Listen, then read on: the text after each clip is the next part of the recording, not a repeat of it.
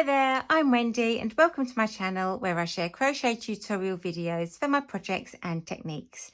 And in today's video, I'm going to show you how I make my corner to corner crochet into a rectangular shape compared to the traditional square shape.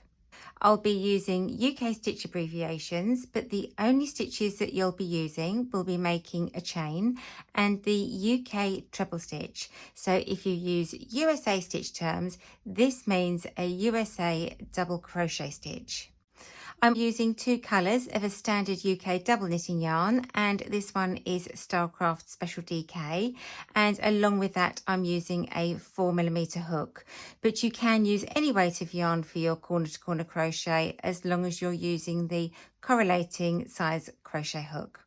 I will also be using a padlock style stitch marker, but you can use anything else just to mark one corner of your work. So that could be a safety pin or a separate piece of thread, a hair clip, or even a small jewellery finding. Just something to mark one side of your work. And along with that, I've got a small pair of scissors, and afterwards, when you finished your corner to corner, you will want to have a wool type darning needle so that you can sew in your ends. If you're new to corner crochet, I'll add the link in above and in the description notes below for my step-by-step tutorial for starting this method from the very beginning. And just quickly, if you're new to my channel, then please take a moment to subscribe and click the notification bell so that you get to hear when my videos go live, and it would be great if you gave me a thumbs up with the like button as well. This is the right-handed video, so if you're left-handed, I'll pop a link in above here now and in the description notes below to take you to the left-handed video.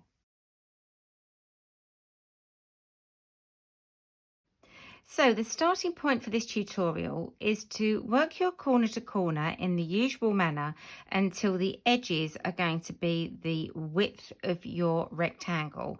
So this is the length of the rectangle and this shorter edge here is the width. So if I lay my corner to corner that I've worked in the normal manner on top, you can see now that that has reached the width of the finished rectangle that I'm going to make. Now, don't forget, if you need to have a refresher or you need to start from scratch with your corner to corner, I'm going to pop a link in above here now and in the description box below that will take you to my step-by-step tutorial from starting corner to corner crochet from scratch. For my method of working a corner to corner rectangle, I'll be making the bottom corner point between two rows of the same colour. So for me, this is the pink colour yarn, and I'll have worked one row in this colour and then be ready to make the corner point. My corner to corner sample here is 7 blocks wide, but you can use this method to make any size of your choice.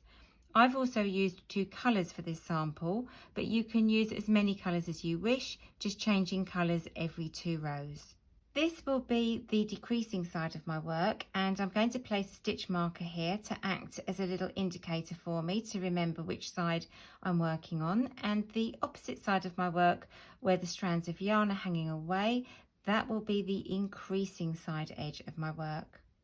So the next thing that I'm going to do, if I lay that on top again, you can see that this is going to be the length of the rectangle, and I'm going to pop a stitch marker just along the edge that I've just finished working here, and I'm just going to pop it in the front, and that is just going to be a reminder for me that this is going to be the side of my crochet that I'm decreasing. So the way that this is going to work is that at this side edge, we're going to be decreasing on every row, and on this side edge here, we're going to be increasing. We're now going to work the setup row to create the bottom corner. So the first thing I'm going to do is turn my work and slip stitch across the 3 treble stitches that we have here in pink. So that's just a slip stitch in the first treble, and in the second treble, and then a slip stitch in the third treble. So I'm now back to the chain space at the side of these 3 trebles. So I'm just going to make 3 chain and work my 3 trebles in that chain space.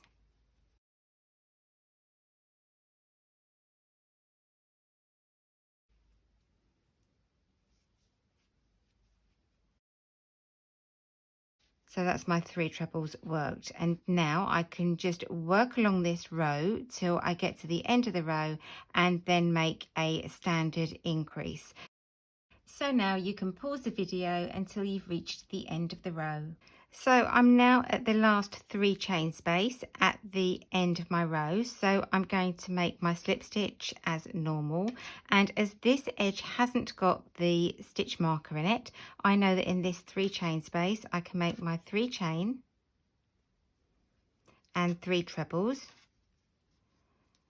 So that's my first, my second and my third. But when I get to the last 2 stitches left on my hook on that last treble that I've made, I'm going to change colour. So before I finish off the stitch, I'm going to take my scissors and cut the yarn, leaving enough length to darn in, and finish off making that treble in the new colour, and that will give me my seamless colour change. Now I'm going to work an increase side on this next row. So I'm going to make 6 chains. So that's 1, 2, 3, 4, 5 and 6. And then I'm going to miss the first 3 chain. And in the last 3 chain leading back to my work in the new colour, I'm going to work 1 UK treble in each chain. So that's my first UK treble,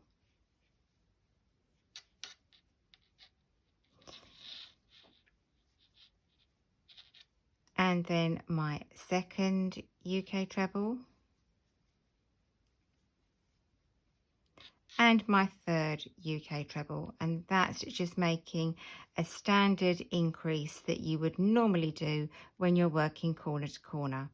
Then I can just flip my work and I can see that this little group of trebles is just going to fit in nicely, and I can just link it to the chain space here, the 3 chain space, after my first 3 pink trebles. So I'm going to make my slip stitch, and that's connected it, and I'm ready to go making my 3 chains and 3 trebles into that chain space. So that's my first treble, my second treble, and my third. So now I'm going to continue the row as I normally would do, making a slip stitch into the 3 chain space here that's just after the next 3 trebles.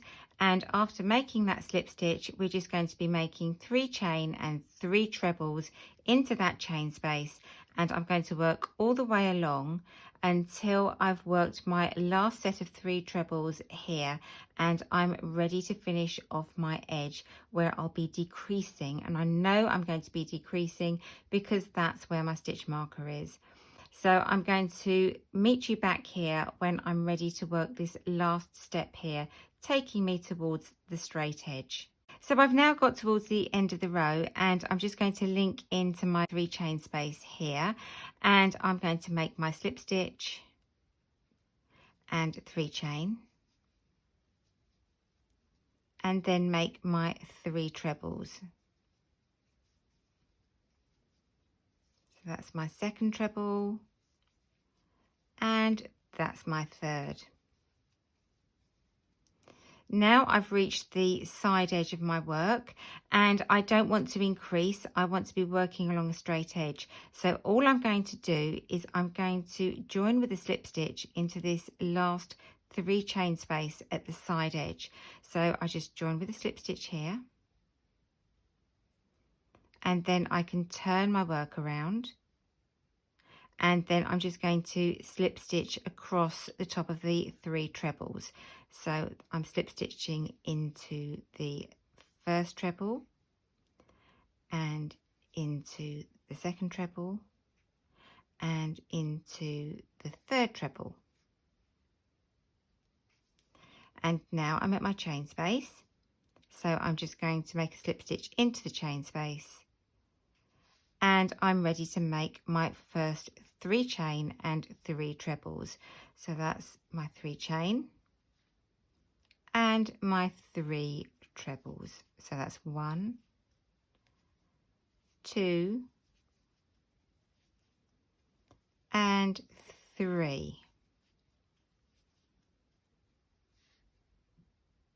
And you can see now that this is creating the straight edge that we're wanting to achieve. So now I can just join with a slip stitch to the next set and make my 3 chain, followed by my 3 trebles into that chain space.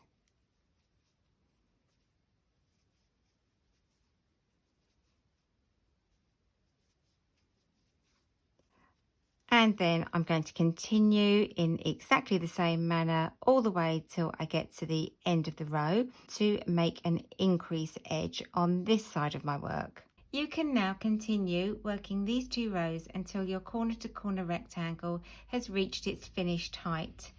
Just remember to work a decrease on the side of your work where you've inserted the stitch marker, and you'll be working an increase on the side of your work where you have the threads hanging away.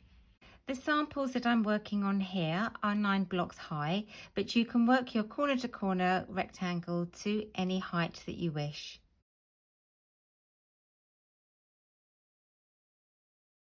I'm going to make my top corner at the end of working 2 rows in the same colour, and this is the side of my work where I have the threads of yarn hanging away, and it's the opposite side of my work to where the stitch marker is inserted.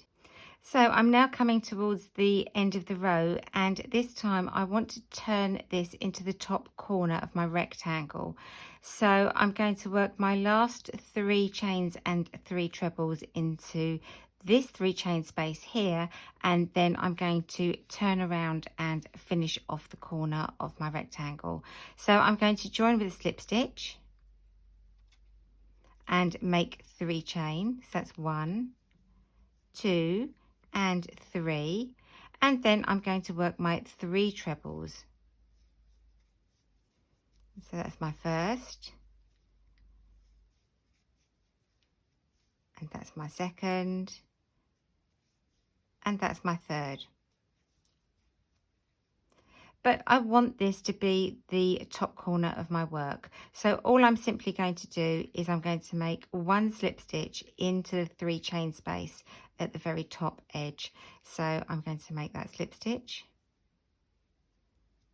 and then I'm going to turn my work and work along those 3 trebles, making the slip stitch again to move my yarn back to the right point to start the next row.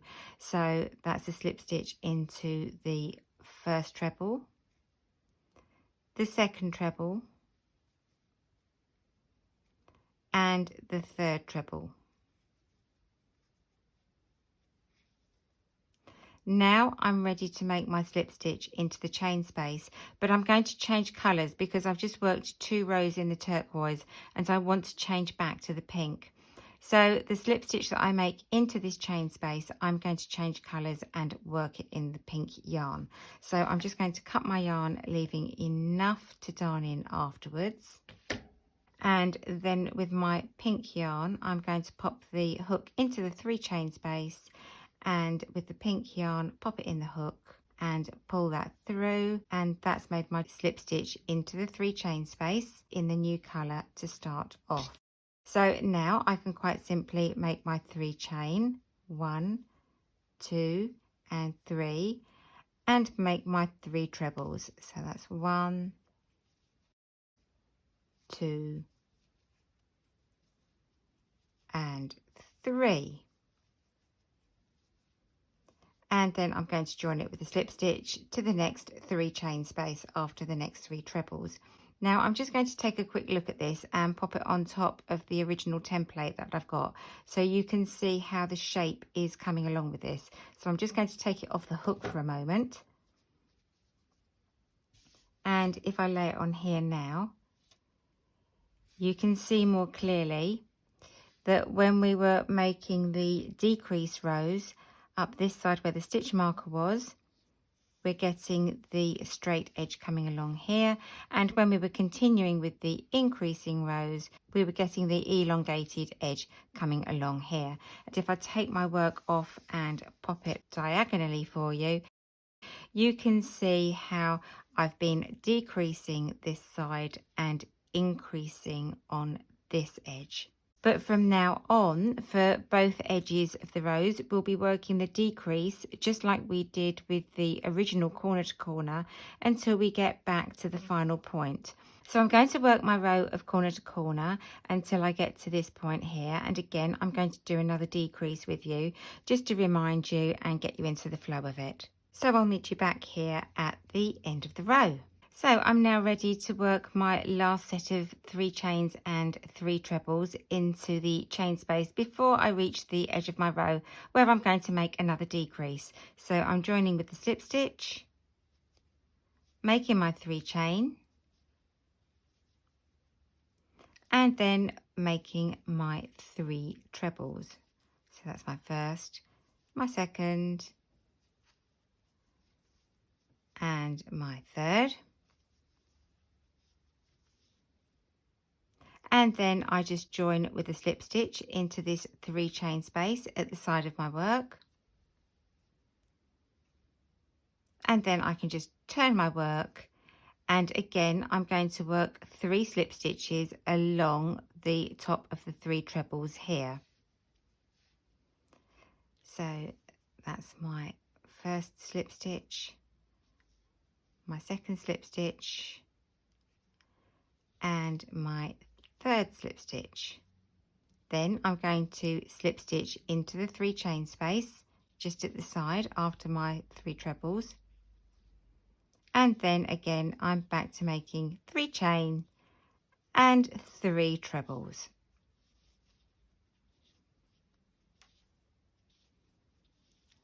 So that's my second treble, and that is my third. So again, I'm going to carry on working this row just till I get to the last 3 chain space here where I'll work the last set of 3 trebles. So I'll just meet you back here in a moment. So I'm back again, ready to work my last set of 3 chain and 3 trebles in this 3 chain space just at the side here. And so I'm joining with my slip stitch as normal and making my 3 chains and my 3 trebles.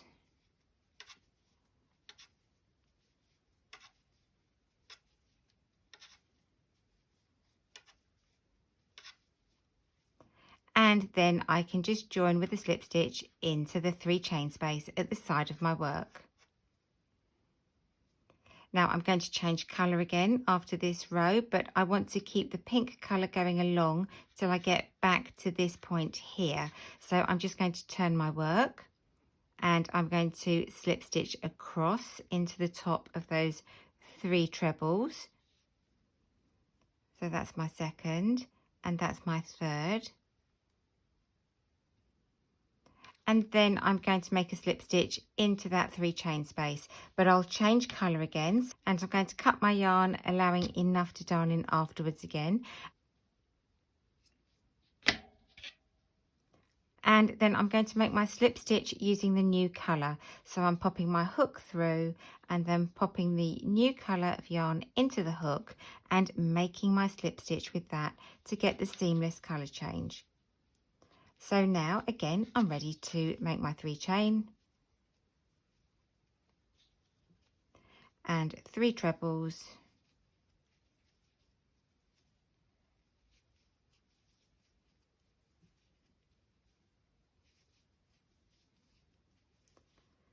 and then I can join with a slip stitch to the next 3 chain space.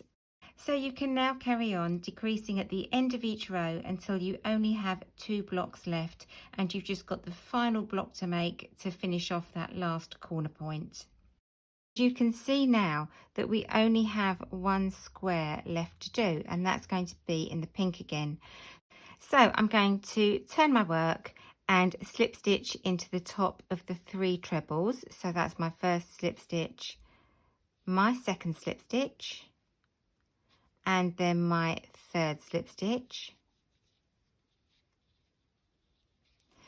And then I've just got 1 square to make, but I'm going to change it into the pink colour for this. So I'm going to cut my yarn and I'm going to make the slip stitch in the 3 chain space with that pink colour. so that I get that seamless colour change one last time in the corner. So I'm just pulling that through to make the slip stitch. And now I can literally just make my final 3 chains and 3 trebles and join it up, and my rectangle is complete.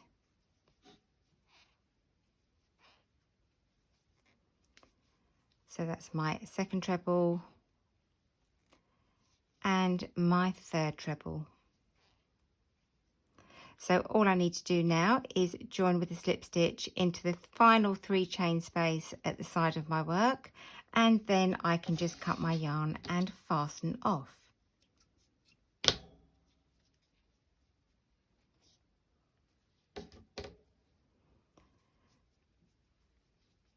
And there we have it. We have our second corner to corner shape, which is now rectangular. So this method can be used for any size. All you need to do is work the standard corner to corner method, going outwards and increasing until you get the width of your rectangle.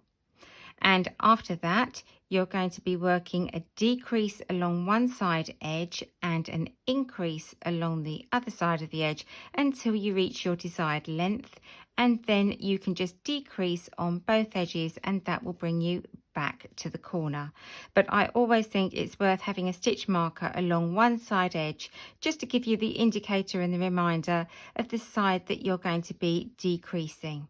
So I hope you've enjoyed this video, and I hope that you found it really helpful and that you go on to make corner to corner and you start to work your rectangular shapes with it. So for now, I'll just say don't forget to like and subscribe and click that notification bell, and enjoy your crocheting, and I look forward to seeing you soon. Bye!